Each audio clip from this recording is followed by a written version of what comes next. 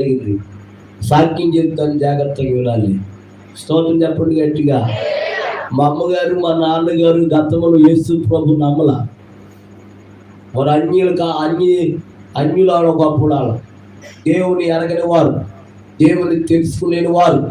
అటువంటి సమయంలో ప్రియులారా, దేవుని తెలుసుకుని, ఎవరినే చెప్పాలి, యేసు ప్రభుని తెలుసుకుని ప్రియులారా, ఎప్పుడైతే యేసు ప్రభుని తెలుసుకుని ప్రియులారా ఉన్నారో, అప్పుడు మా అమ్మ గర్భాన్ని యేసయ్య తెరిచాడు.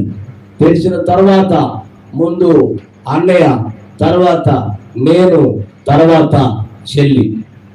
ఎవరు నమ్ముకున్నాక చెప్పండి.